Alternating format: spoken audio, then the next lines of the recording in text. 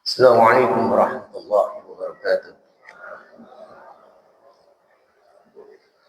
Alhamdulillahilladzi anzala as-sakinata fi qulubil mu'minina liyazdadu imanan ma'a imanihim. Walillahi junudus samawati wa kana Allahu 'aliman hakima. Asyhadu an la ilaha illallah wahdahu la syarika lah wa asyhadu anna Muhammadan 'abduhu wa rasuluh. اللهم صل وسلم على هذا النبي الكريم وعلى آله وأصحابه أجمعين. يا أيها الذين آمنوا اتقوا الله حق تقاته ولا تموتن إلا وأنتم مسلمون. يا أيها الذين آمنوا اتقوا الله وقولوا قولا سديدا يصلح لكم أعمالكم ويغفر لكم ذنوبكم ومن عظيما. أما بعد فإن أحسن الكلام كلام الله وخير هدى هدى محمد صلى الله عليه وسلم وشر الأمور محدثاتها وكل محدثة بدعة وكل بدعة ضلالة وكل ضلالة في النار. اللهم ارحمنا بالقرآن أو كما قال رسول الله صلى الله عليه wasallam. Segala puji bagi Allah alladzi anzala as-sakinata fi qulubil mu'minin. Dialah yang menurunkan ketenangan ke dalam hati orang-orang yang beriman. Liyazdadu imanan ma'a imanihim, untuk menguatkan keimanan yang ada. Yazdadu imanan ma'a imanihim, untuk menguatkan iman orang-orang beriman bersama keimanan yang ada. Wahai orang-orang yang beriman, bertakwalah kepada Allah. Ya ayyuhalladzina amanu taqullaha haqqa tuqatih, dengan takwa yang sebenar-benarnya. Wala tamutunna illa wa antum muslimun, dan janganlah kalian mati melainkan dalam keadaan muslim. Ya ayyuhalladzina amanu taqullaha, wahai orang yang beriman, bertakwalah kepada Allah. Wa qulu qawlan sadida, dan ucapkanlah ucapan yang sadid, ucapan yang lurus, ucapan yang benar. Yuslih lakum a'malakum, niscaya Allah akan menyempurnakan amaliah kalian,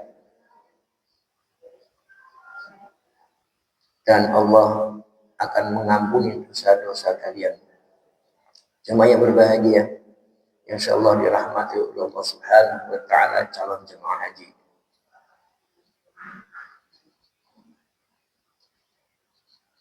Saya mendapat amanah untuk menyampaikan materi takwa dan jalan menuju takwa.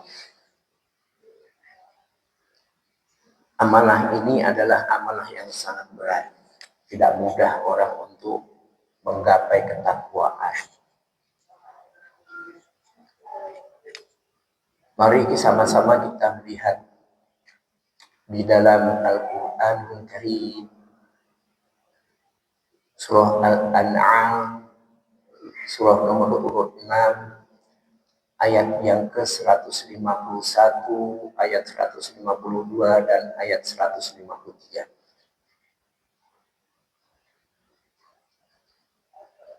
Setiap ayat ini, dari mulai 151, 152, dan 153, akhir ayatnya berbunyi, dzalikum wassakum bihi la'allakum ta'qilun. Kemudian ayat 152-nya, Dzalikum wassakum bihi la'allakum tadhakkarun. Dan ayat yang ke-153-nya berbunyi akhir ayatnya, dzalikum wassakum bihi la'allakum tattaqun. Jemaah yang berbahagia, calon jemaah haji,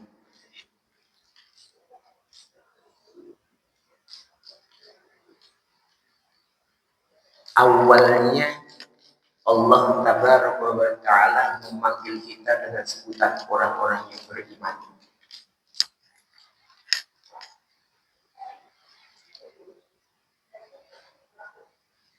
Ibnu Abbas radhiyallahu anhu menyampaikan,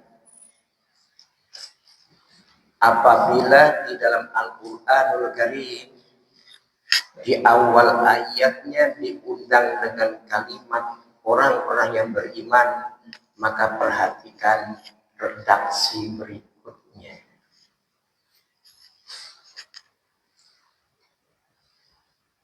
Karena yang memanggil ini adalah Zat yang Maha Perkasa, Zat yang Maha Kokoh, Zat yang Maha memberikan kepada kita dan menjuluki orang-orang Islam pada khususnya dengan kalimat orang-orang yang beriman. Tujuannya untuk membahagiakan, untuk menyempurnakan, untuk mengundang agar dekat kepada Allah Subhanahu wa Ta'ala. Tujuannya itu. Sebelum saya lanjutkan, saya akan menyampaikan sebagai pengingat bahwa kita ini pernah bersaksi dengan Allah Subhanahu wa Ta'ala. Hanya kita lupa, kita lalai, disibukkan dengan kondisi dunia,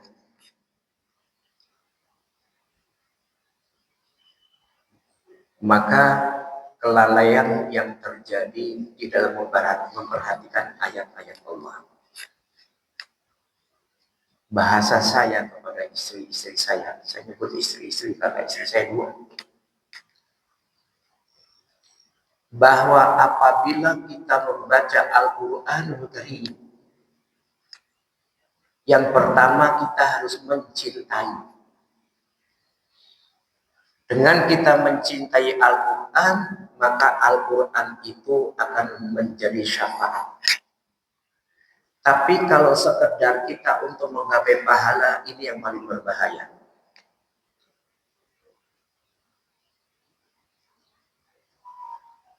Hasan Al-Basri rahimahullah menyampaikan,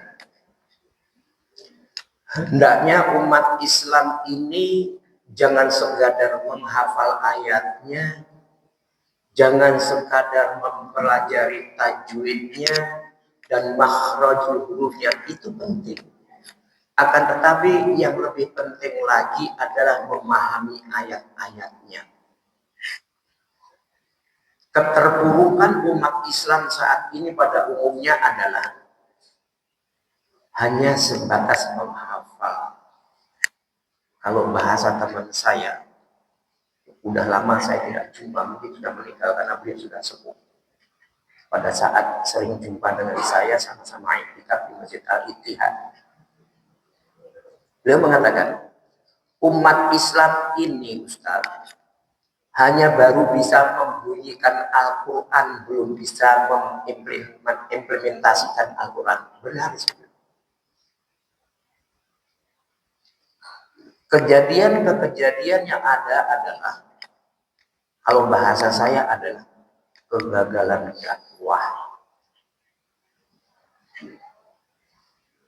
Yang disampaikan sekedar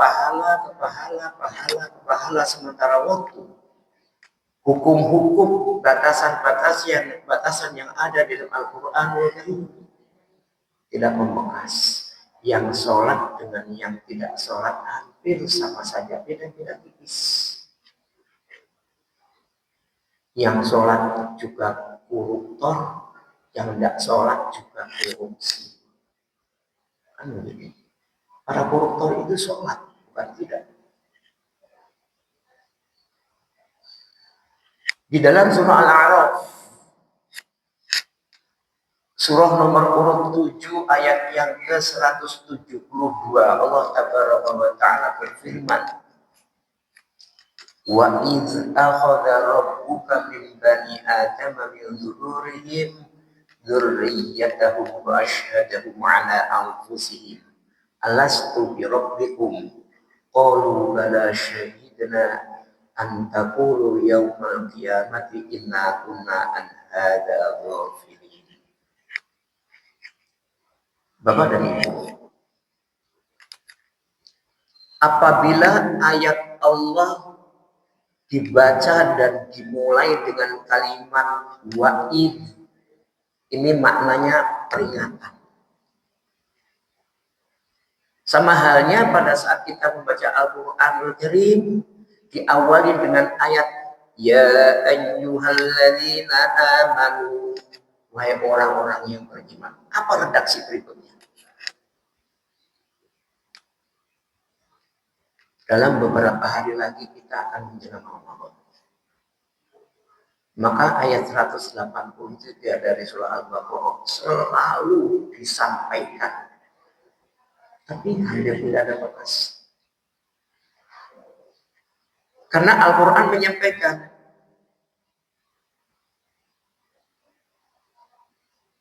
orang-orang yang bertakwa itu akan diberikan keberkahan oleh Allah Subhanahu wa Ta'ala.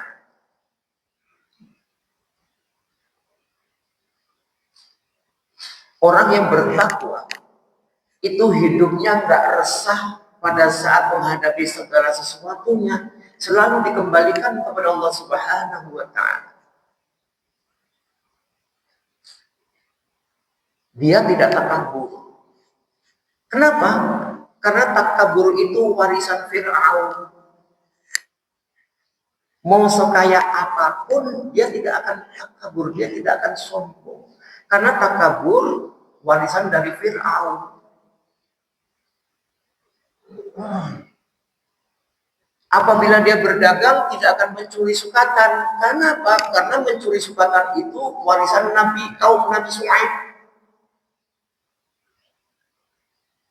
Maka dikatakan man tasyabbaha biqaumin fahuwa minhum. Barang siapa yang tasyabuh dengan satu kaum maka dia termasuknya. Tidak hanya berlaku pada saat mengucapkan Natal, tidak hanya berlaku pada saat mengucapkan selamat tahun baru Miladiyah, tahun baru Masehi. Tidak. Orang-orang yang memiliki perangai-perangai di mana pernah terjadi di kaum-kaum sebelum Nabi Muhammad Shallallahu Alaihi Wasallam telah terjadi.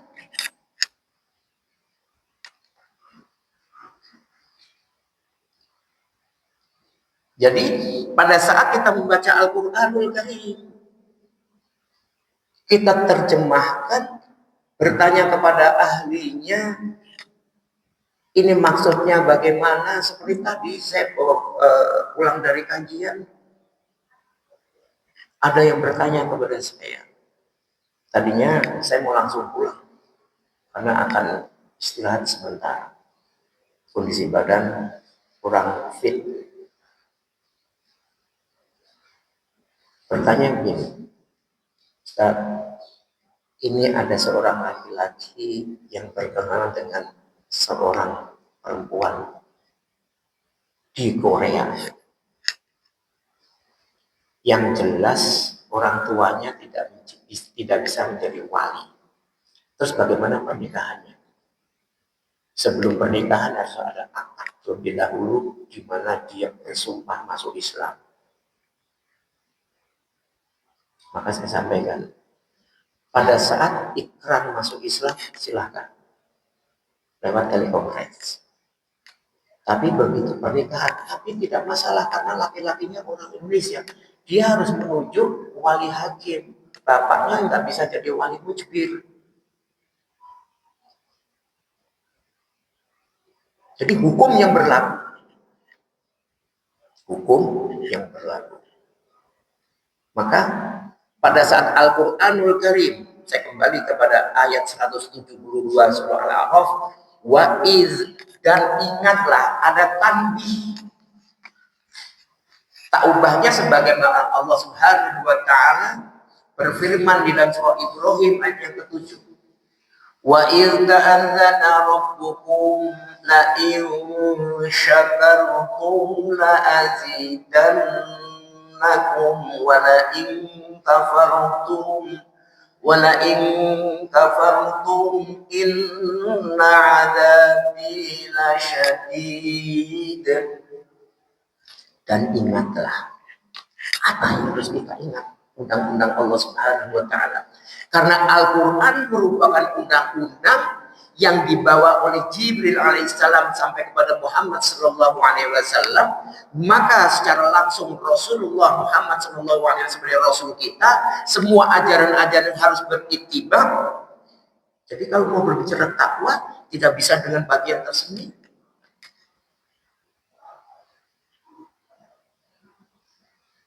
Pernah datang kepada saya seorang Arab. Saya sedang baca Al-Quran di Masjidil Haram. Datang kepada saya bertanya. Awalnya bertanya kepada teman saya. Teman saya ini dulunya mu'alaf, Katolik. Dan sekarang mempelajari sunnah dan sangat hati-hati di dalam muamalahnya. Awalnya tanya kepada teman saya ini, akhirnya teman saya menunjuk kepada saya. Ditanya dari mana, saya bilang dari Indonesia. Kemudian si Arab ini tahu kalau Indonesia ini terkenal dengan mazhab Syafi'i. Tapi saya yakin kalau dikatakan bermazhab Syafi'i tidak seutuhnya bermazhab Syafi'i.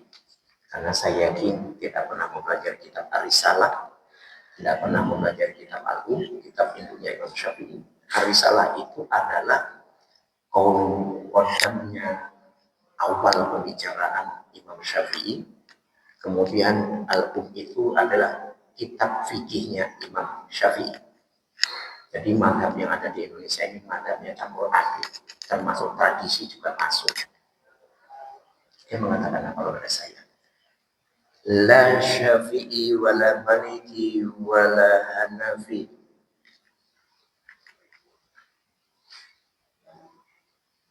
Kemudian dia hanya mengatakan qala Rasulullah sallallahu alaihi wasallam.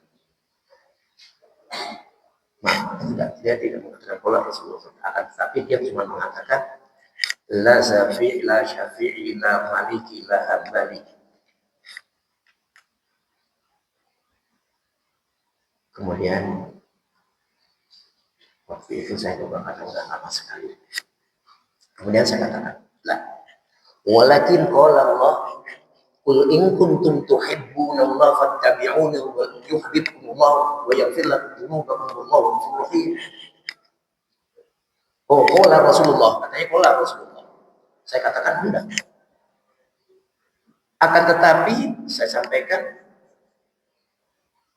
sebagaimana Allah Subhanahu wa taala berfirman, qul in kuntum tuhibbunallaha fattabi'uni yuhibbukumullah wa yaghfir lakum dzunubakum wallahu ghafurur rahim. Qul, katakanlah apabila kau cinta kepada Allah maka ikutilah aku, artinya ikuti Muhammad sallallahu alaihi wasallam.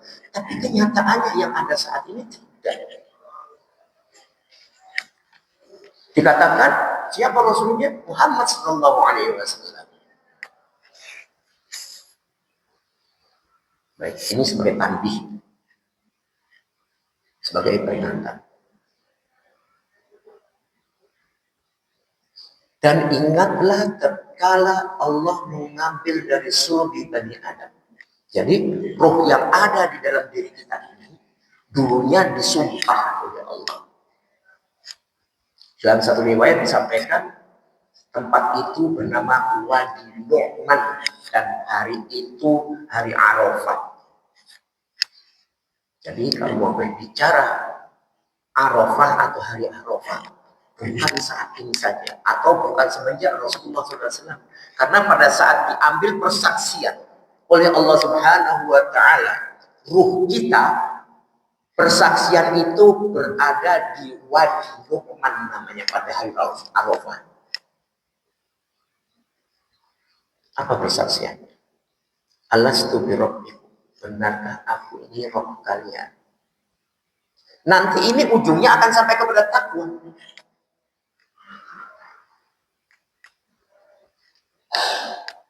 Maka ruh yang ada di dalam diri kita mengatakan, bala syahidna, benar aku menyaksikan. Kenapa Allah mengambil persaksian ini? An taqulu yawmal qiyamati inna kunna an hadza ghafilin. Aku nggak mau kelak di yaumil qiyamah pada saat aku tanyakan, maka kau mengatakan ghaflah, lalai. Padahal Allah melengkapi, wa ja'ala lakumus sam'a wal absara wal af'idah qalilan ma tashkurun. Aku jadikan engkau pendengaran, aku jadikan engkau penglihatan, aku jadikan engkau afidah. Sebelum telinga yang ada di kepala kita ini mendengarkan, maka telinga hati ini lebih dahulu dimajukan. Akan tetapi kalian sedikit sekali bersyukur. Maka kaitan ayat-ayat ini diawali dari mulai kesadaran kita bahwa kita ini mempunyai persaksian dengan Allah Subhanahu wa Ta'ala. Jemaah yang berbahagia, saat ini kita berada di bulan Rajab, insyaallah tanggal 15. Seorang muslim merupakan berkewajiban selalu mengingat kapan hari Senin, kapan hari Kamis, kapan Yaumul Bid. Harusnya selalu begitu. Kita ini kan maaf ya, kadang-kala ilmu kita dengan anak TK aja kalah. Kita bangga pada saat anak kita yang masih kecil, bagi yang masih muda punya anak kecil, yang udah sepuh itu punya cucu, hafal Al-Quran sekian diomongin ke orang. Tapi balik lagi, diri kita apa?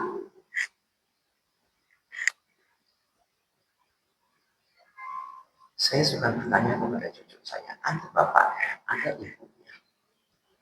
Saya bilang jangan sampai ketinggalan. Sekarang begini saja,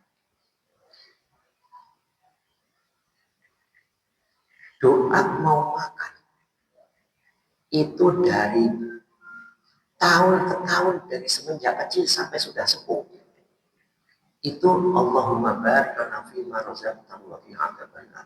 Doa ini dhaif. Bacaannya sebenarnya cuma bismillah, cukup. Kita ini terlalu banyak kreasi. Bagaimana akan sampai kepada jenjang takwa sementara waktu dasarnya kita tidak memahami. Sekarang saya mau berinteraksi supaya nyaman. Kajian sholat sudah saja. Kajian sholat sudah. Saya mau tanya, ini umum semuanya.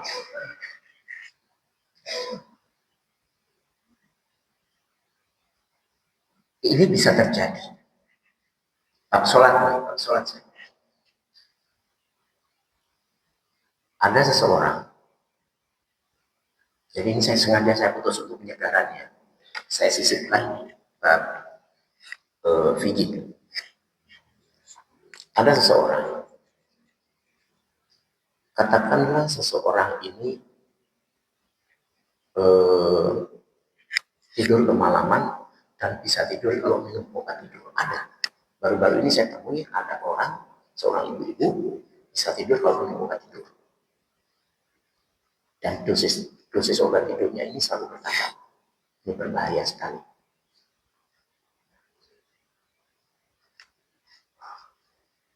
Tengah malam minum obat tidur. Subuhnya nggak sholat. Zuhurnya kelewat. Asarnya kelewat juga. Bangun-bangun maghrib. Bangun maghrib mungkin disangkanya masih subuh. Oh, subuh. Aku belum sholat subuh. Padahal sudah maghrib. Terus pertanyaan saya, bagaimana bayar sholatnya?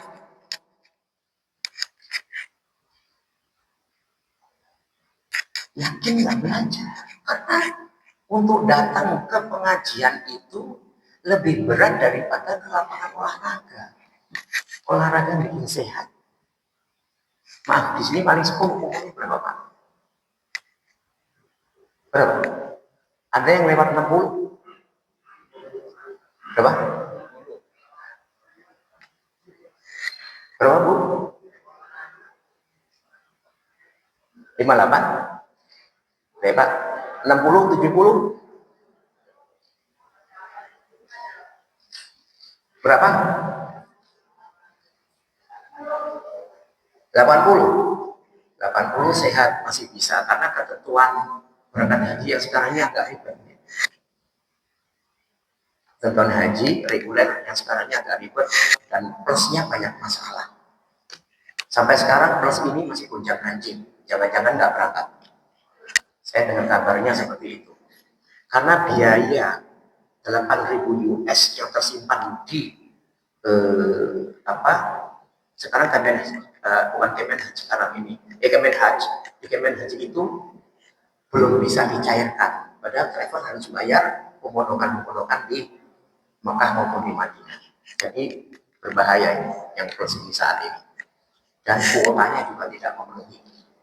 Dari 100 yang bayar belum lebih dari 50% yang plus.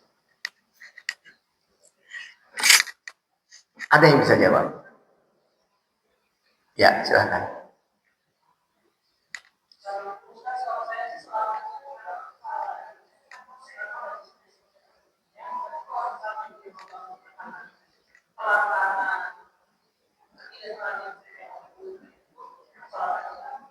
Terus yang tertinggal enggak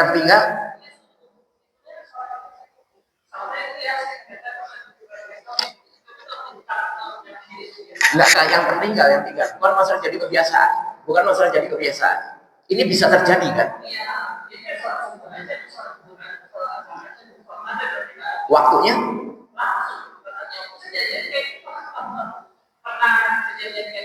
Maghrib dulu atau subuh dulu azan diajarin kakak iparnya Ustaz. Jadi begitu, itu jawabannya benar. Begitu bangun,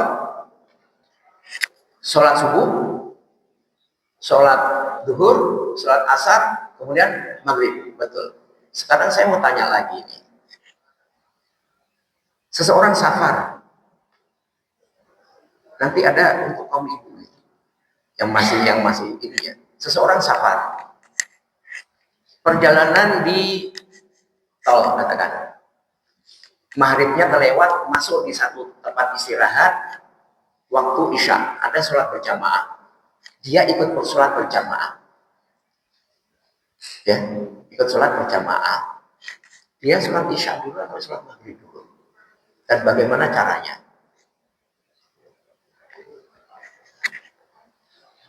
Ini kan sering berjalan kan sering kan? Iya kan? Saya pun sering karena saya sering safar gitu kan. Karena begini, masalah-masalah begini, ada teman saya seorang ustaz umroh, kemudian tidak sholat Jumat, ada yang negur, loh ustaz kok nggak sholat Jumat? Loh ustaznya kan safar. Kalau sudah safar itu gugur semuanya. Jangan ibadah dengan perasaan. Kita ini kadang-kadang pesan, sayang kalau di Mekah 100.000 ya dianggapnya di Mekah itu hanya di Masjidil Haram saja. Tidak, keutamaan ibadah Masjidil Haram, tapi Mekah secara keseluruhan itu berpahala 100.000. Bukan sekedar perbuatan baik pun. Sama dengan bulan ini. Bulan ini bulan Rajab. Bulan Rajab itu adalah 4 bulan yang di antara 1 bulan di antara 4 bulan yang disucikan oleh Allah Subhanahu wa taala, dan Ramadan bukan bulan suci. Ramadan itu bukan bulan suci. Ramadan itu adalah bulan yang dimuliakan oleh Allah Subhanahu wa taala. 4 bulan suci itu adalah Dzulqa'dah, Dzulhijjah, dan Muharram tambah Rajab. Ini disebabkan kepada suku Mudhar. Sehingga Rasulullah SAW mengatakan war Rajab Mudhar. Salasun mutawaliyatun Dzulqa'dah, Dzulhijjah, Muharram, war Rajab Mudhar. Maka bulan ini kedudukannya sama dengan kita pada saat berada di Haramain. Haramain itu Madinah dan Makkah. Berbuat kebaikan-kebaikan pahalanya dilipat gandakan oleh Allah Subhanahu wa taala, dan berbuat keburukan dosanya juga dilipat gandakan oleh Allah Subhanahu wa taala, apapun bentuknya. Apapun bentuknya. Dan ingat, di bulan Rajab ini banyak amaliah-amaliah palsu yang berangkat dari hadis-hadis yang tidak bisa dipertanggungjawabkan. Hati-hati. Hati-hati ya. Saya agak sakit. Saya sakit masalah beribadah ini, saya sakit. Yang tadi gimana tadi? Masuk waktu Isya. Ketemu sholat berjamaah. Kita masuk dong. Dari awal kan. Terus kita sholat kapan? Kita sholat apa ya?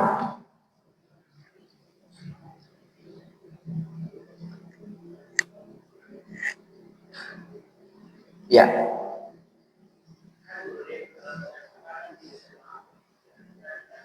Loh, saya itu oke, Pak.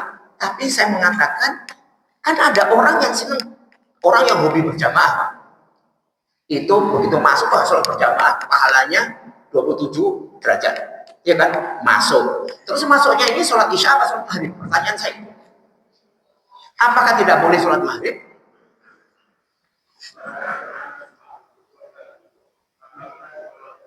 Gimana Pak? Gimana?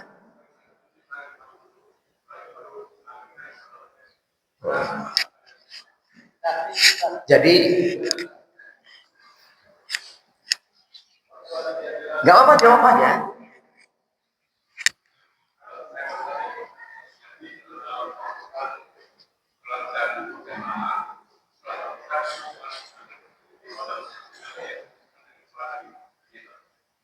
Jadi baru sholat maghrib. Ibu ada jawaban? Ya, silakan. Iya. Nah, ini sholat berjamaah. Ibu sholat maghribnya bagaimana? Ini ada sholat jamaah, kita masuk nih. Ibu jawaban ibu setengah betul. Kalau sholat sendiri, maghrib dulu. Kita tetap sholat maghrib dulu, Pak. Meskipun kita ikut berjamaah, akan tetapi begitu 3 rakaat kita duduk iftirash, duduk tawarruk, kemudian tasyahud akhir, kita mau salam bersama dengan imam boleh, tidak pun boleh. Katakan kita salam duluan nih. Assalamualaikum warahmatullahi wabarakatuh. Kemudian kita berdiri, masbuk ikut yang sholat Isya, itu yang benar, Pak. Jadi bukan ikut sholat Isya dulu, kemudian selesai, kemudian berdiri itu sholat maghrib. Maka sholat maghribnya nggak sah. Begitu. Wallahu a'lam. Sekarang pertanyaan buat ibu-ibu nih, Bu. Sebelum saya lanjutkan nih, Bu. Karena semakin kesana nanti semakin berat, Bu. Dan saya nggak mau berat-berat. Ada seorang wanita.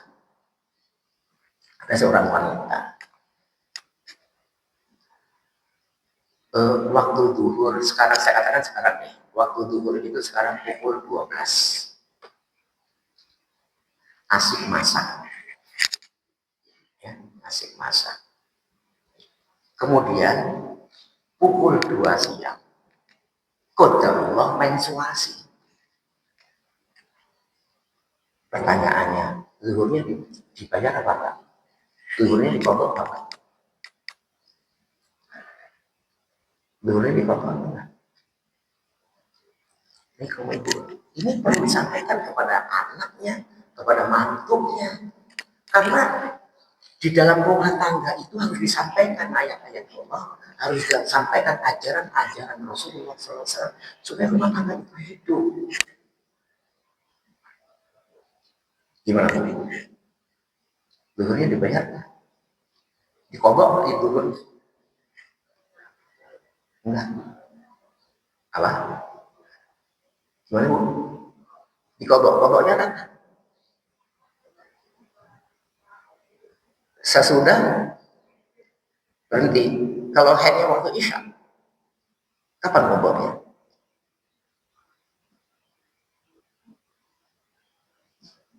Koboknya yang waktu isya itu.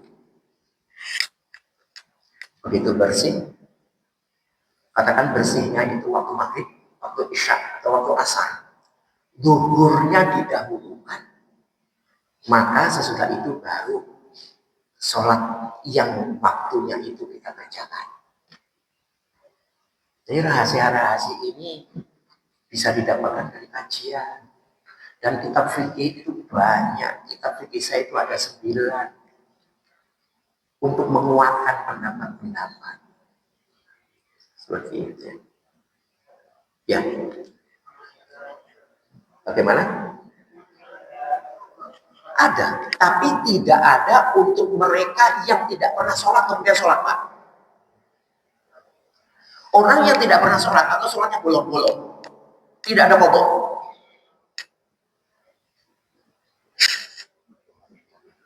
Apa? Mau berdoa, ya sudah. Assalamualaikum warahmatullahi wabarakatuh. Bapak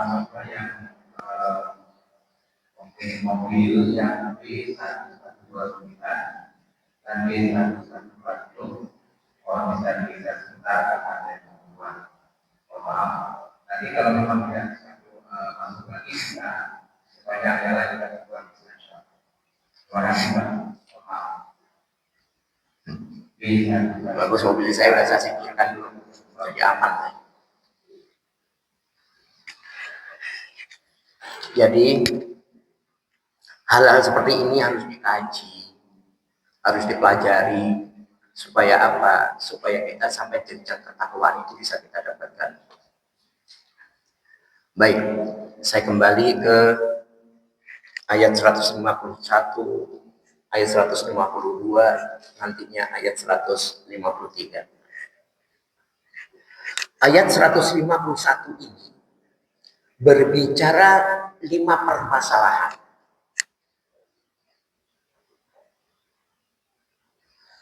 Ada 2 pokok permasalahan sebagai cabang utama dan 3-nya sebagai cabang menyertai. Jadi kalau ngaji sama saya begitu, Bapak dan Ibu, saya nggak bisa bagi pahala. Pahala itu sebetulnya ngikut. Jadi ada 2 cabang utama dan ada 3 cabang yang menyertai dari 2 cabang yang utama. Apabila yang utama ini beres, yang 3 ini kan beres. Makanya akhir ayat 151 berbunyi dzalikum wasaqum bihi la'allakum ta'qilun. Ta'qilun ini masdarnya uqala, artinya akal. Yang demikian ini diperintahkan kepada kalian agar kalian berakal. Jadi sehat. Orang yang menggunakan Al-Quran sebagai acuan hidupnya sehat. Karena semuanya kembali kepada Allah Subhanahu wa taala, bergantung kepada Allah Subhanahu wa taala. Tidak gentar, tidak merasa baper. Baper itu apa sih, Pak? Enggak galau. Enggak emosi.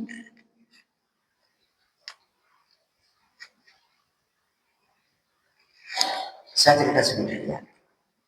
Saya ini seorang pengusaha kecil-kecilan. Karyawan saya hampir 200. Ada di Pabrik di sini sama di Purwokerto.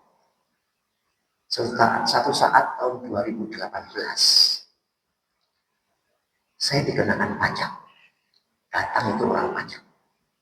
Rupa-rupanya ditres dari pembelian material saya. Supplier saya ini kena pajak dan kena bank. Tapi alhamdulillah, usaha saya dari mulai kecil sampai saat ini punya kalangan yang 200, nggak pakai uang utang. Semua yang kita beli tunai, termasuk material-material yang ada nggak diutang.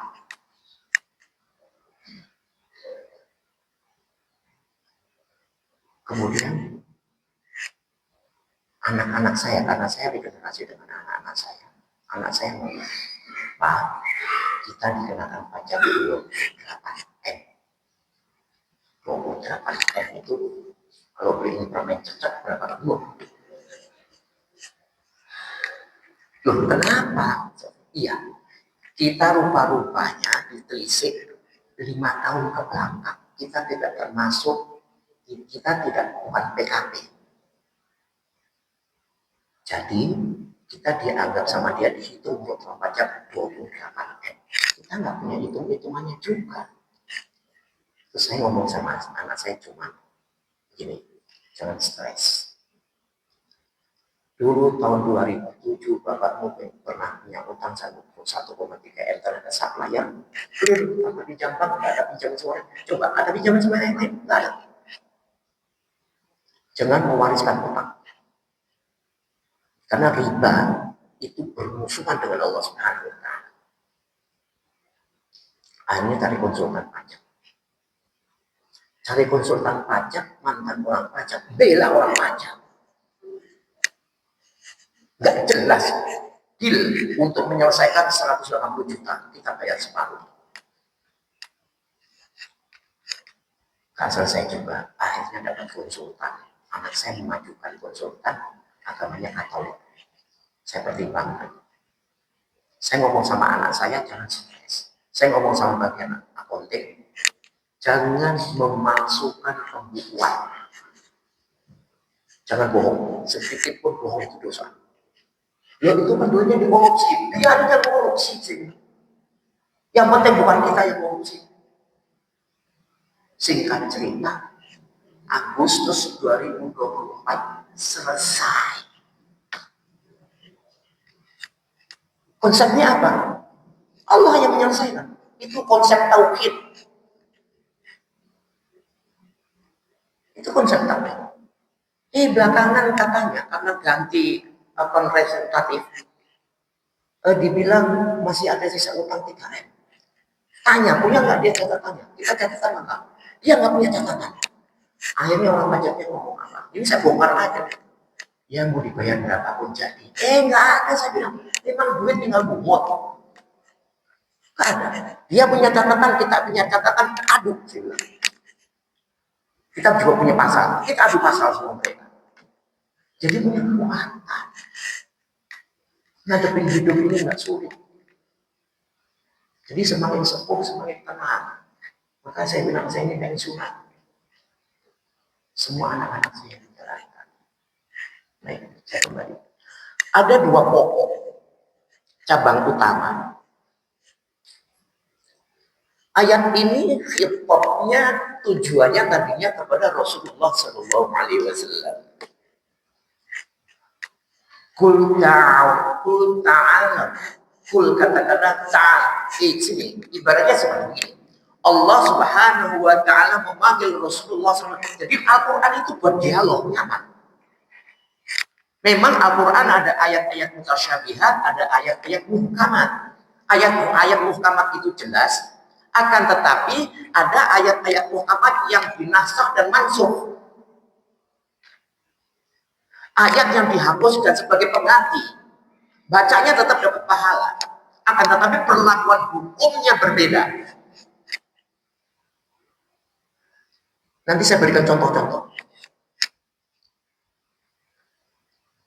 Jadi Allah Subhanahu wa Ta'ala menyampaikan kepada Rasulullah SAW, kul, katakanlah, ta'ala ta'ali, Muhammad kesini. Ibaratnya seperti itu, bahasa lugasnya seperti ini. Muhammad kesini. Dan Muhammad Shallallahu Alaihi Wasallam menyampaikan ayat ini kepada umatnya. Dipanggil untuk apa? Atluma harrama rabbukum alaikum.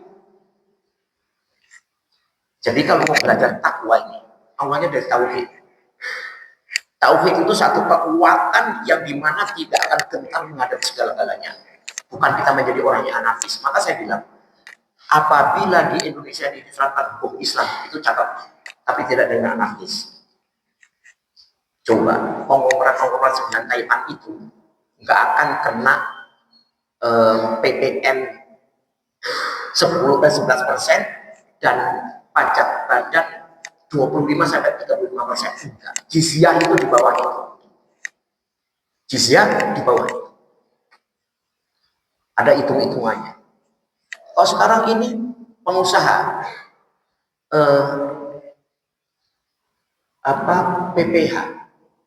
PPH 25-29, belum karyawannya PPH 21. Kenapa? Pengusahanya kena 25%, berarti keuntungan perusahaan akan dipajak, ambil sama pajak 25%. Tapi apabila kepada hukum-hukum Islam jizyah tidak sampai segitu, maka si 9 Taipan akan senang. Dan 9 Taipan ini rata-rata punya sekolah dan mulai TK. TK-nya nggak bayarnya nggak mahal-mahal, murah bayarnya. Jadi Allah Subhanahu wa taala memanggil Rasulullah sallallahu alaihi wasallam, "Ta'al wahai Muhammad." Sesudah dipanggil, apa kata Allah? Atluma, akan aku bacakan harrama rabbukum alaikum, segala sesuatu yang haram. Apa-apa yang diharamkan untuk kalian dari Rabb kalian. Jadi dalam Al-Quran itu ada tala, ada qoro'a. Kalau qoro'a itu membaca secara harfiah, akan tetapi kalau tala itu adalah membacakan sampai kepada relung hati. Makanya telinga itu telinga hati terlebih dahulu. Kita baca Al-Quran dari telinga hati lebih utama menerimanya terlebih dahulu. Baru dalam hal ini semua selimuran yang ada, semua ayat-ayat yang masuk lewat telinga kepala. Oleh karenanya Rasulullah SAW pada saat orang-orang kafir ini dikirim ke neraka, ditanya mereka oleh malaikat, wasiqal ladzina kafaru ila jahannam zumara. Orang-orang kafir ini dikirim ke neraka berbondong-bondong. Hatta idza ja'uha futihat abwabuha wa qala lahum khazanatuha. Begitu dia sampai neraka, ditanya oleh malaikat. Abwabuha. Begitu sampai di pintu-pintu neraka ditanya. Apa pertanyaan malaikat? Alam ya'tikum rusulun minkum yatluna 'alaikum ayati rabbikum wa yunzirunakum liqa'a yaumikum hadza. Apakah belum pernah datang kepada kalian seorang utusan yang membacakan ayat-ayat Rabb kalian? Ya sama dengan kita. Kita ini dibacakan ayat-ayat Al-Quran, kadang-kala kita lebih senang mendengarkan musik.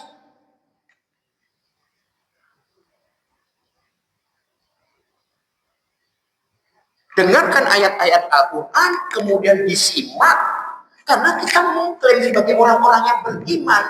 Kita melaksanakan saum di bulan Ramadan, kemudian sekarang mau berangkat haji. Enggak semua orang dipanggil oleh Allah Subhanahu wa taala, dan belum tentu juga yang duduk di ini akan berangkat. Karena apa kenyataannya? Saya berapa kali menemukan orang yang berangkat haji sudah duduk di pesawat minta turun.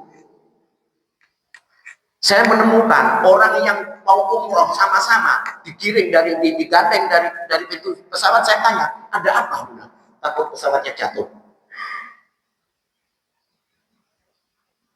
Belum tentu.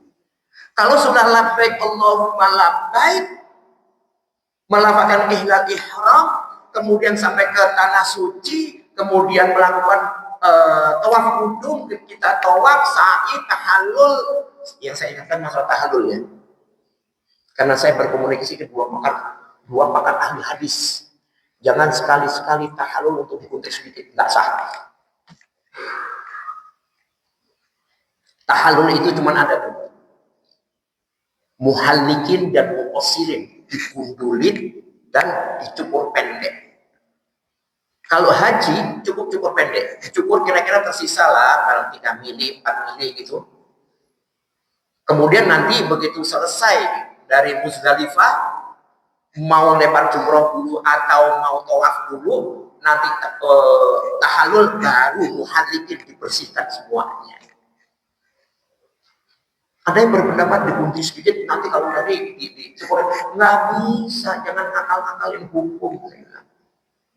Jadi dua pakatnya, yang satu profesor, yang satu lulusan Ummul Qura Makkah, hafal lebih dari 25.000 hadis. Yang profesor ini sempat saya bantah. Kalau gitu, kalau jatuhnya wajib, cuma mustahab dong. Ya, profesor ahli hadis dibantah sama saya orang teknik. Saya kembali. Jadi pertanyaan malaikat kepada orang kafir seperti itu.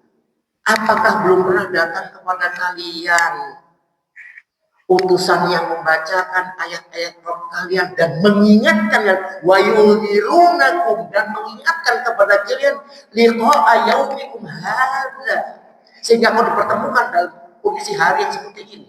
Maka ayat ini menggunakan kalimat atlu, artinya dibaca, difahami, dan diimplementasikan dalam kehidupan. Apa yang pertama? Allah menyampaikan, alla tusyriku bihi syai'an wa bil walidaini ihsana. Dua cabang pokok. Jangan menyekutukan Allah dan berbuat baik kepada orang tua. Wa bil walidaini ihsana. Di dalam hadis birrul walidain dikatakan bir itu lapang, maka dengan orang tua itu lapang. Syirik ini berbahaya. Jangan dianggap nggak ke dukun, nggak syirik. Kata siapa? Yang dikhawatirkan oleh Rasulullah SAW adalah asyirkul khafi, syirik yang remeng-remeng, seperti semut di dalam tempat yang gelap, di atas batu yang disebut hitam, di dalam tempat yang gelap, di atas batu hitam nggak kelihatan. Sehingga Allah Tabaraka wa Ta'ala kadang-kadang menggunakan kalimat-kalimat untuk menghalau itu dengan kalimat ijtanibu. Wajtanibu tawud. Jauhilah kau dari tawud. Tawud itu sifat musabbahah. Ibnu Qayyim al-Jauziyah menyampaikan sifatnya umum. Jadi dua cabang pokok, alla tusyriku bi syai'a wa bil walidaini ihsana. Kita jangan menganggap orang tua kita atau kita sudah tua kemudian selesai. Pak, kalau doa untuk orang tua, doa untuk tua, Rabbi firli wali wadanya, ada doa lagi? Satu kali cukup. Ada lagi? Ada yang baca Al-Quran? Buka surah Al-Ahqaf. Ayat yang ke-15. Surah 46.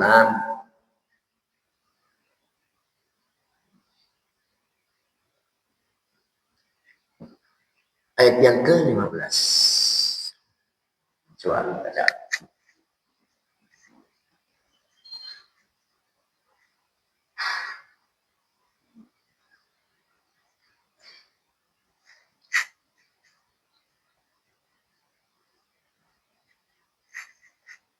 Ketemu? Silakan baca. ووصينا الإنسان بوالديه إحسانا وحمله أمه كرها ووضعتها كرها وحمله وفصاله 30 شهرا حتى إذا بلغ أشده وبلغ أجله. Ini ayat syarat muatannya. Coba baca Pak apa Ibu. Surah Fussilat surah 46 ayat yang ke-15.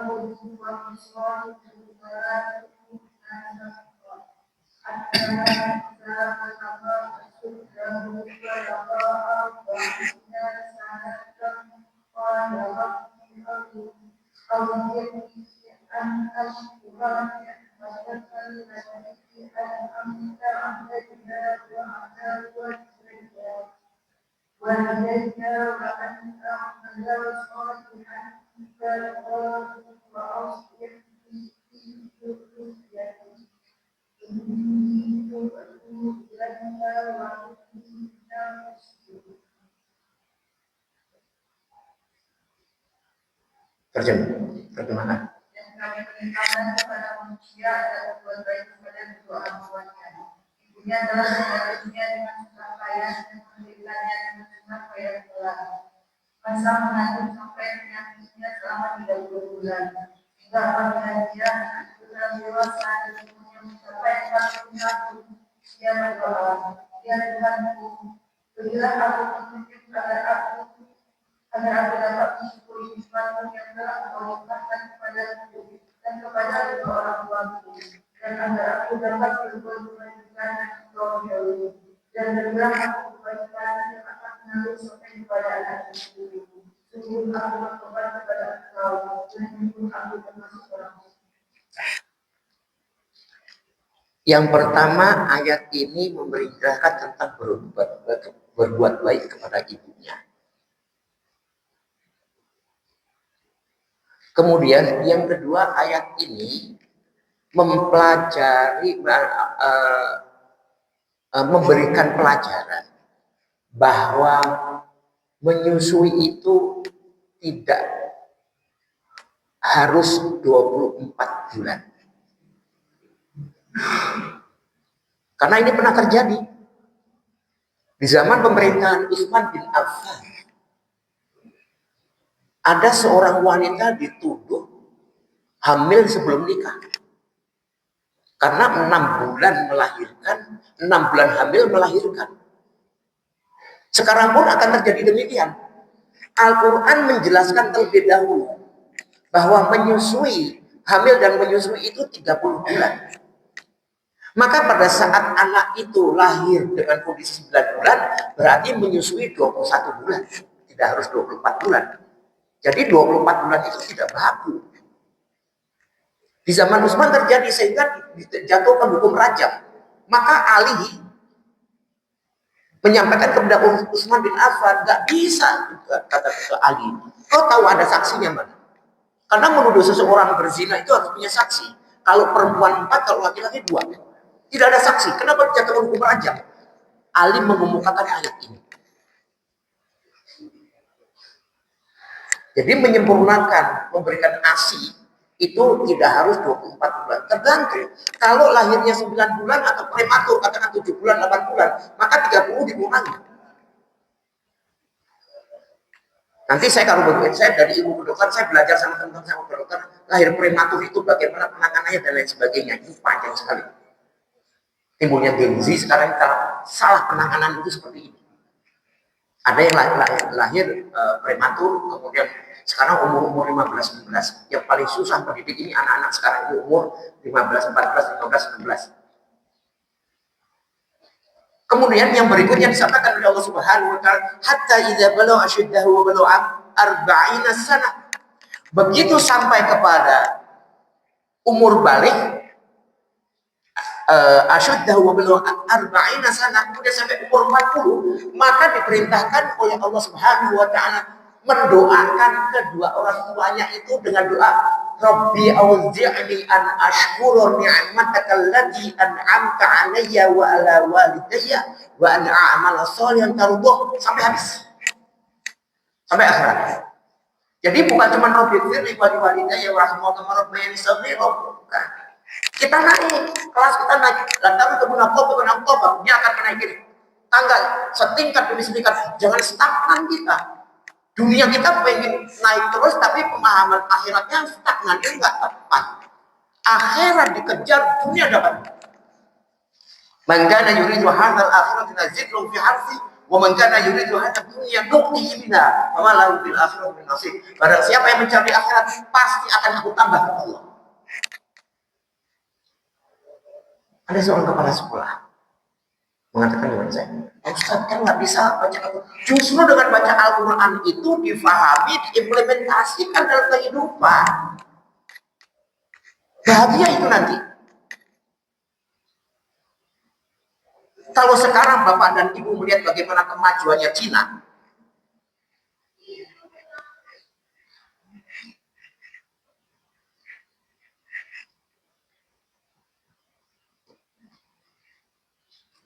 bagaimana kemajuannya Cina?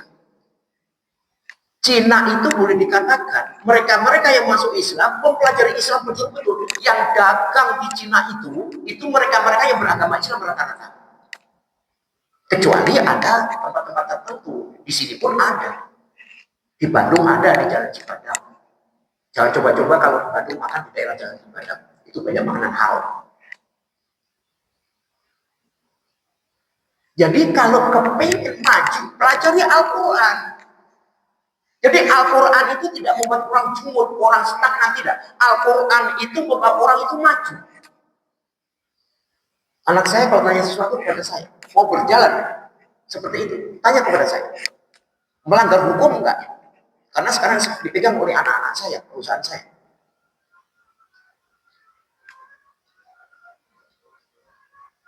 Maka kembali lagi, Allah menggunakan kalimat atlu, dibacakan, baca, diserap dengan hati kita, kemudian implementasikan. Coba, sepulang dari haji nanti, atau nggak usah sepulang dari haji, sampai di rumah pelajari Al-Quran, kemudian kalau tidak tahu bertanya kepada orang yang ahlinya, siapa saja, yang penting ahlinya ya.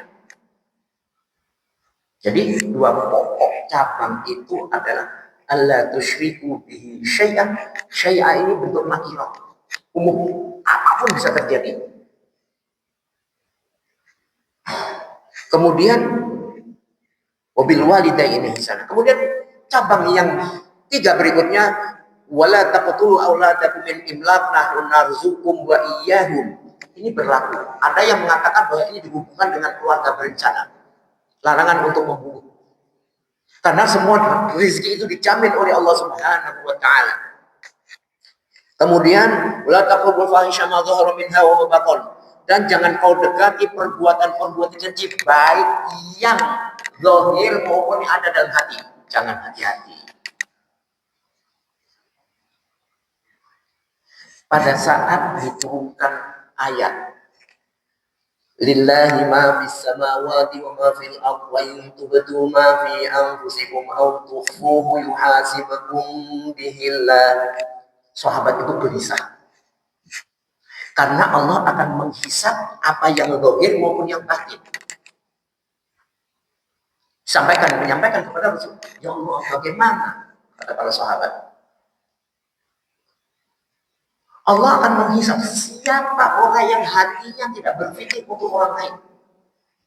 Meskipun di antara sahabat ada yang bisa. Seperti Sa'ad bin Abi Waqqas. Sa'ad bin Abi Waqqas itu diklaim oleh Rasulullah menyampaikan, saat ini ahli surga. Sementara sahabat yang lain mengatakan, dari mana ya Sa'ad? Yang lain, sahabat yang lain juga ikut berperang. Saat ini panglima perang juga. Ada sahabat yang ingin tidur di rumah, pengen tahu ibadahnya Sa'ad. 3 malam tidur, nggak menemukan. Saat nggak bangun malam, saat nggak baca Al-Quran di malam hari, bangunnya biasa-biasa setelah isya, kemudian bangun waktu subuh biasa-biasa. 3 malam bertanya kepada Sa'ad, wahai Sa'ad, kau disampaikan oleh Rasulullah SAW, apa sih ibadah? Aku nggak ada ibadah yang istimewa kata Sa'ad. Hanya saja aku tidak menempatkan orang lain di dalam hatiku. Nah, balik lagi nggak kepo. Kalau kita ini kan sedikit-sedikit dilihat masuk dalam hati, disampaikan kepada minimal kepada kalau istri kepada suami, suami kepada istri. Enggak pas. Nah, pada saat turun ayat ini, maka sahabat merasa bimbang. Akhirnya apa kata Rasulullah? Kau jangan seperti orang-orang Yahudi yang pada saat itu ayat dikatakan, dia mengatakan sami'na wa asaina, aku mendengar tapi aku bermaksiat. Tapi sampaikanlah sami'na wa ata'na.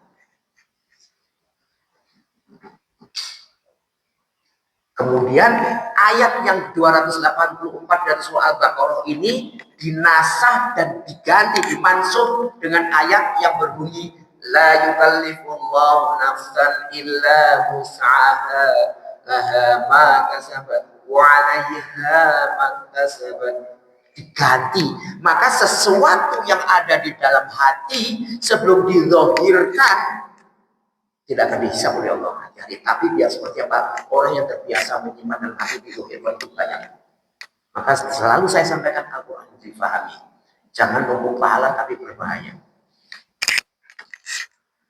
Wala taqtulun nafsal lati harramallahu illa bil haqq, dan janganlah membasuk jiwa melainkan dengan apa yang diharamkan oleh Allah Subhanahu wa taala. Jadi bunuh-membunuh di dalam Islam ini hati-hati, tidak mudah, semuanya harus pakai dalil. Jadi 2 plus 3 penyanggahnya. Kalau 2 ini tidak dikerjakan, 3 sulit untuk dikerjakan. Maka Allah menyampaikan dzalikum wasaqu bihi la'allakum ta'qilun, yang demikian ini diwajibkan kepada kalian agar kalian berpikir. Fikir bagaimana supaya tidak menyekutukan Allah dengan segala sesuatunya.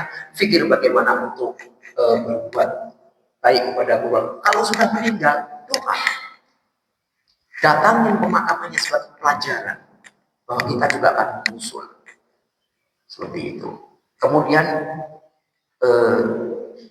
yang pertama dari cabang yang ketiga yaitu tidak membunuh anak-anak, kemudian tidak berprasangka, baik dizahirkan maupun diiklankan maupun diucapkan, tidak usah hidup biasa-biasa saja, kemudian tidak membunuh jiwa kecuali yang dihalalkan oleh Allah Subhanahu wa taala. Baik. Kemudian sebagai bermasalah 920. Baik. Kemudian di 152-nya. 152 ini ada 4 cabang. 4 cabang yang mana bisa mendukung sampai kepada ketakwaan. Wala taqrabu malal yatimi illa billati hiya ahsan hatta yablugha ashuddah. Jangan kau dekati harta anak yatim. Ini berbahaya. Yang pertama, yang kedua, wa uful kail wal mizan bil qism, menimbang timbangan dengan adil. Artinya menimbang dengan timbangan yang adil. Semua di perusahaan saya itu mayoritas menggunakan timbangan. Karena setiap produksi harus ditimbang. Dan timbangan ini selalu dikalibrasi supaya tidak terjadi meleset dalam menimbang, dan selalu dilebihkan. Bahayanya kalau kita tidak perhatikan, maka yang terjadi apa? Akan terjadi kekurangan, berlebihan pun kita tidak mau. Allah minta qisṭo itu adil, dengan adil menimbang. Jadi ada timbangan berapa? Ada 30 timbangan digital itu. Itu yang kedua. Yang berikutnya, la nukallifu nafsan illa wus'aha, Allah tidak membebani kecuali dengan kesanggupannya. Wa idza qultum fa'dilu, dan apabila kau menyampaikan dengan adil, walau kana dzal qurba, meskipun kepada kerabat kalian. Wa bihaqqi aufu, dan berikan maaf kepada mereka wasokum la'allakum tadakkarun. Yang demikian ini diperintahkan oleh Allah kepada kalian agar kalian itu mempelajari, berpikir, mempelajari. Dan yang terakhir di dalam ayat yang ke-153-nya Allah Tabaraka wa Ta'ala menyampaikan wa anna hadza sirati mustaqiman fattabi'u. Dan bahwa yang kami perintahkan adalah jalanku yang lurus, fattabi'u, maka itu ikutilah. Wala tattabi'us subula fatafarraqu bikum an sabili, dan jangan ikuti jalan-jalan yang akan menyesatkan, dan banyak jalan yang akan menyesatkan kalian, yang akan melencengkan kalian. Pada saat itu Rasulullah SAW membuat satu garis. Kemudian Rasulullah menyampaikan wa anna hadza sirati mustaqima fattabi'u. Kemudian Allah membuat garis lagi, satu kanan dan satu ke kirinya di samping garis yang lurus ini. Kemudian Rasulullah menyampaikan wala tattabi'us subula fatafarraqu bikum an sabili. Ini adalah jalan-jalan yang akan membuat kesesatan. Saat ini banyak. Hati-hati. Dzalikum wasaqum bihi la'allakum tattaqun. Yang demikian ini diwasiatkan kepada kalian agar kalian bertakwa. Fikir, mempelajari, maka akan sampai kepada ketakwaan kepada Allah Subhanahu wa Ta'ala. Takwa tidak seperti membalik tangan. Takwa ini lewat proses. Dan proses yang paling berat adalah di dalam bab muamalah. Kita dihadapkan dengan segala sesuatunya, akan tetapi segala sesuatunya harus dikembalikan kepada Al-Quran dan Sunnah Rasulullah SAW. Konsepnya adalah mempelajari, ngaji. Kemudian yang terakhir,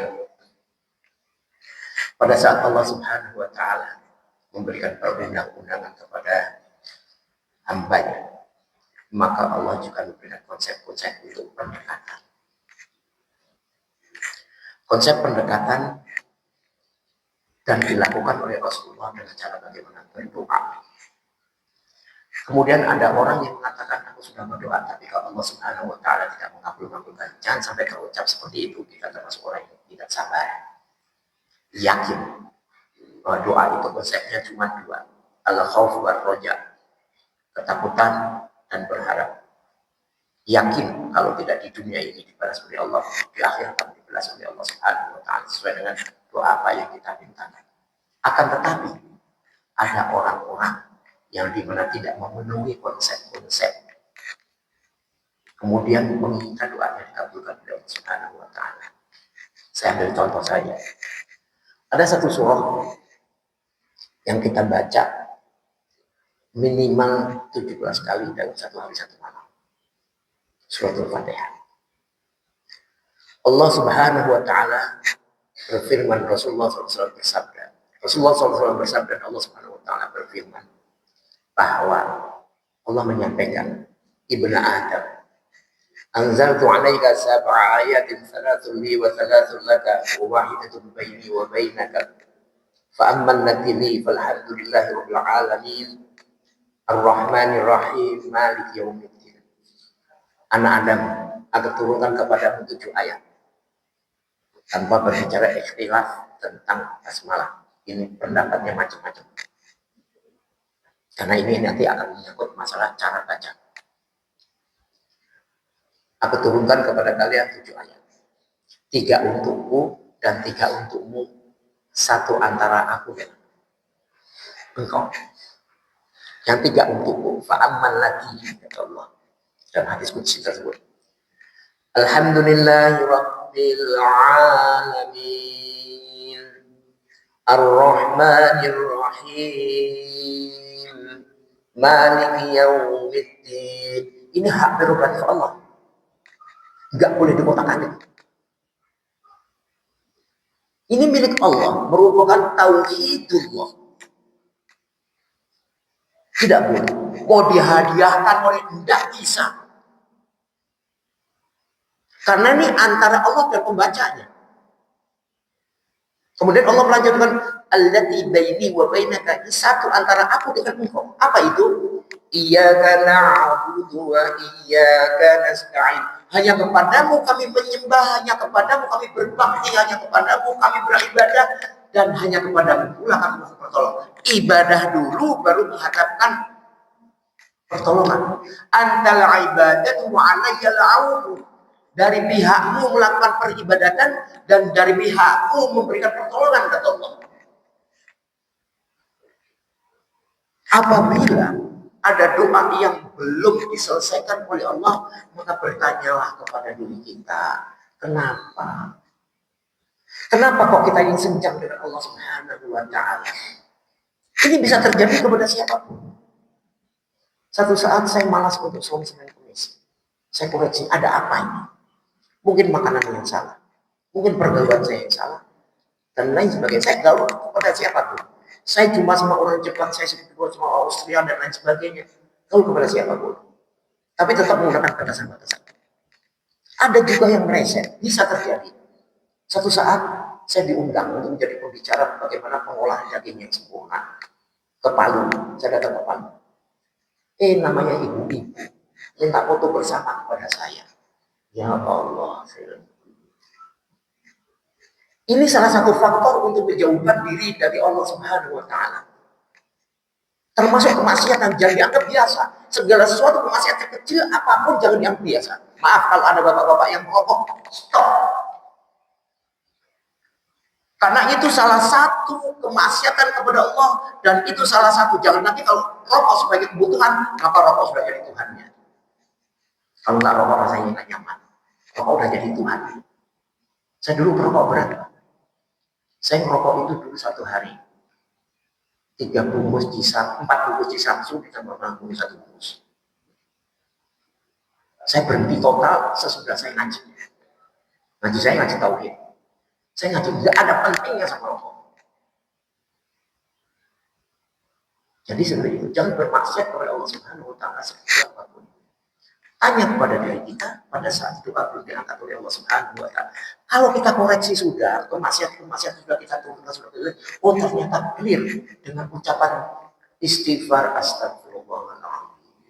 Maka istighfar itu ucapan yang terus menerus sehingga yang namanya muhasabah itu setiap hari, setiap saat. Bukan hanya akhir tahun Hijriah atau akhir tahun Masehi, bukan. Muhasabah itu setiap saat. Mungkin suami dan istri ada salah bicara, muhasabah. Mungkin pada saat istri ada salah bicara, suaminya diam aja. Ditanya kenapa kok diam aja? Oh yang dibicarakan kamu tadi nyolot kepada saya begini. Oh ya aku minta maaf, saya astagfirullah. Clear. Itu diantaranya menjauhkan kita dari Allah Subhanahu wa Ta'ala. Maka ketakwaan tidak bisa seperti membalik tangan atau instan.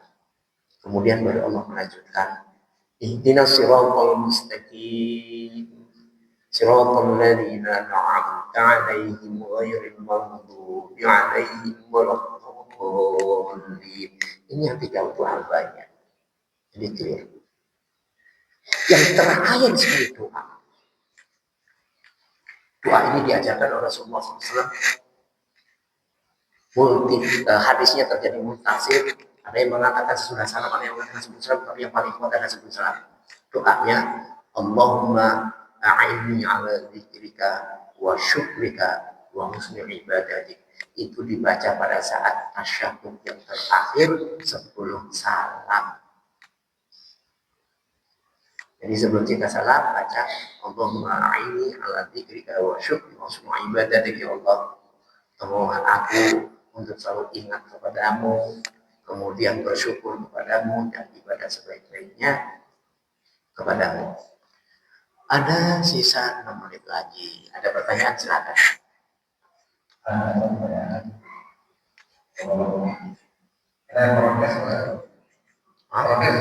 Boleh, bebas. Kalau punya dalilnya boleh.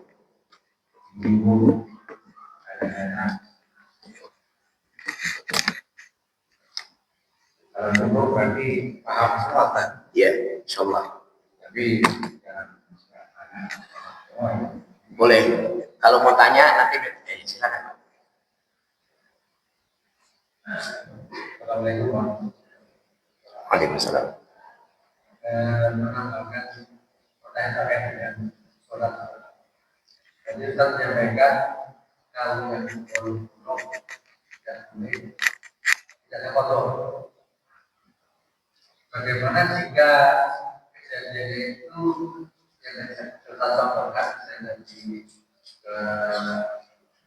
dalam airnya pada umur yang kalau waktu ya kan itu pasti orang malam itu kan belum tahu di informasi belum tahu jadi sekarang tahu apakah kemudian juga protokol artinya begitu pula nanti ada yang lain juga misalnya ada apa namanya yang semacam itu kejadian seperti itu apakah juga dikontrol juga bukan dia bilang bolong-bolong tapi karena kurang ya maksudnya belum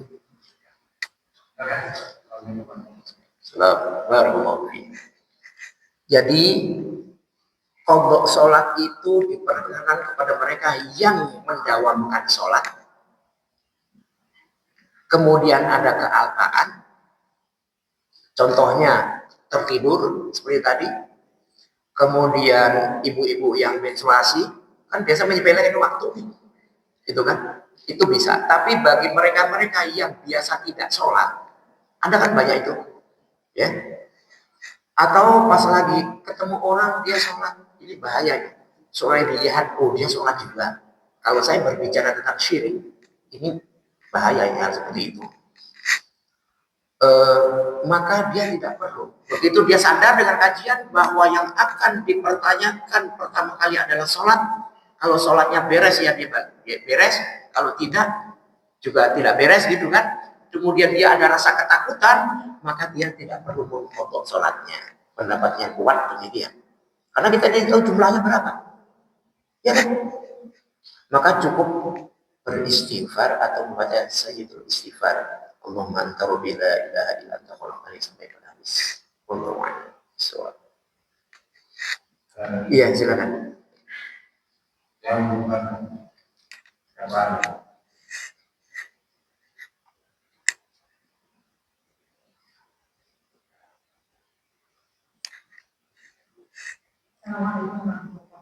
Waalaikumsalam.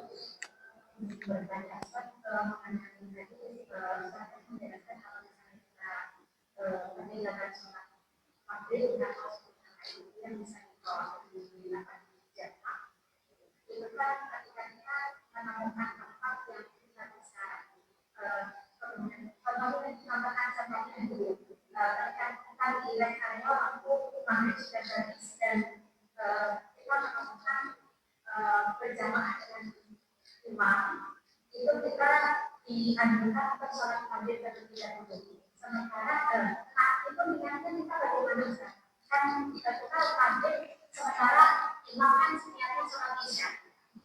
Yang selama ini saya pahami itu kan niat antara makmum dan imam itu kan tidak boleh berbeda. Itu yang pertama. Kemudian yang kedua, ketika kita setelah 3 rakaat selesai, kemudian kita lanjut untuk sholat isya, itu apakah kita bisa niatnya di qasar atau niatnya sholat hanya yang maghrib itu hanya mengqasar saja? Baik.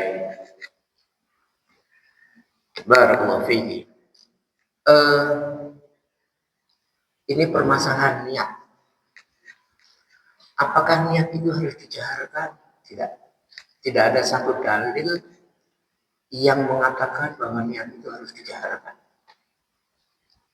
Di dalam hadis innama a'malu binniyah wa innama likulli imri'in ma nawa, itu diulas oleh Imam An-Nawawi rahimahullah bahwa niat itu tidak harus dijaharkan, dan ini pun juga terjadi ikhtilaf tentang ihlal ihram.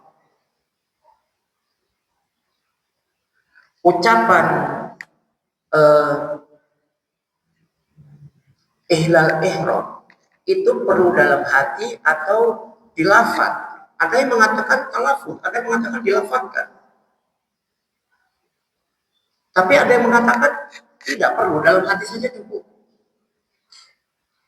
Nah, kemudian kembali kepada masalah sholat.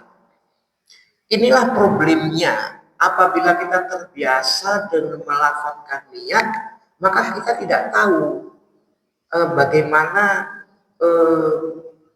kondisi orang sholat contoh ini. Saya sholat sunnah. Mungkin seseorang datang tidak tahu kalau saya sholat sunnah di waktu zuhur. Saya ba'diyah zuhur. Saya sholat sunnah.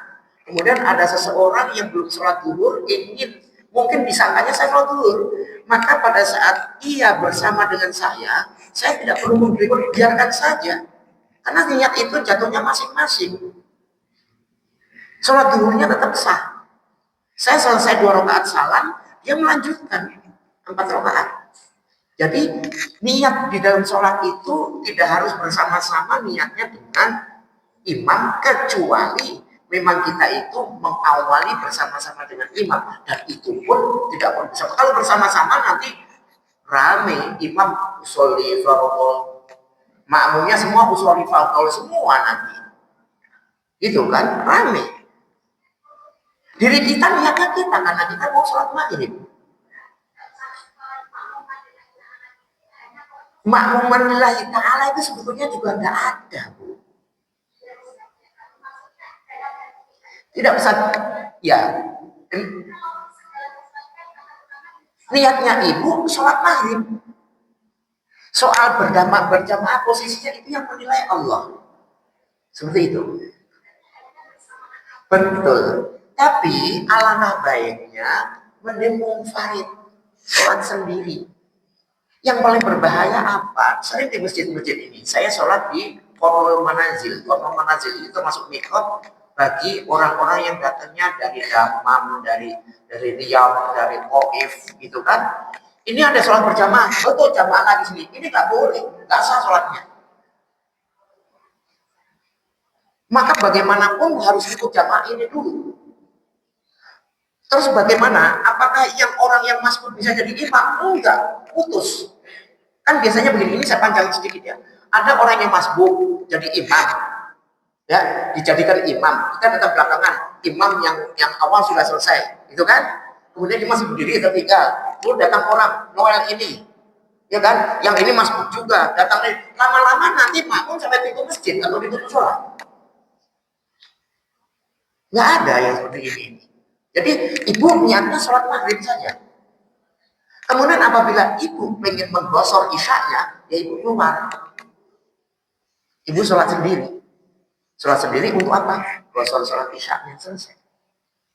Seperti itu. Jadi begitu pula yang terjadi nanti di Mina, insya Allah di dunia Ustaz Asmi. Di Mina itu nantinya sholat jamak gosor. Zuhurnya 2 rakaat, asarnya 2 rakaat. Tapi ada yang melakukan zuhurnya 4 rakaat, di waktu zuhur. Ini di waktu zuhur ya. Di waktu zuhur, zuhurnya 2 rakaat, asalnya 2 rakaat biasa begitu saja. Tapi ada yang melakukan waktu zuhur 2 rakaat, nanti waktu asar 2 rakaat. Ini enggak sunnahnya tidak demikian. Itu banyak nanti ibu akan melihat hal seperti itu. Coba reguler itu akan banyak seperti itu nanti. Hal yang aneh-aneh diajarkan oleh para pembimbingnya itu anehnya kalau mutawif di sana ya. Di sana itu mutawifnya kebanyakan mutawif berdolan dari sana. Seperti itu, lulusan-lulusan dari Yaman, dari Universitas Madinah yang belum selesai, ilmunya belum mumpuni, udah jadi mutawif. Wallahu a'lam. Jadi seperti itu, saya ulangi lagi, ibu tetap niatnya sholat maghrib, itu kan? Ya, meskipun si imam itu sholat isya, ibu tetap sah sholatnya. 3 rakaat, kemudian ibu salam, ibu tidak mau ikut yang 4 rakaat, tapi ibu memanfaatkan safar, ya, ibu keluar dari situ, atau ibu tetap di situ, sholat 2 rakaat. Tapi biasanya orang-orang itu usil, sholat apa dia, gitu kan? Gitu. Tapi bagi yang punya ilmu, enggak.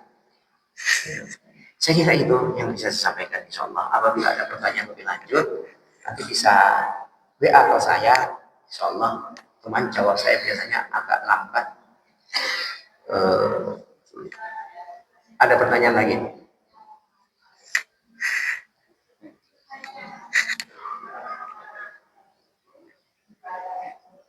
Ya, sebelum salam. Jadi itu ada 2 pendapat, Bu. Tapi pendapat yang paling kuat adalah pendapat sebelum salam. Allahumma a'inni ala dzikrika wa syukrika wa husni ibadatik, itu dibaca sebelum salam insyaallah. Ya. Barakallahu fiik. Demikian, mohon maaf apabila ada kesalahan semata-mata datangnya dari diri saya, karena ini semua kebenaran selalu datangnya dari Allah Subhanahu wa taala.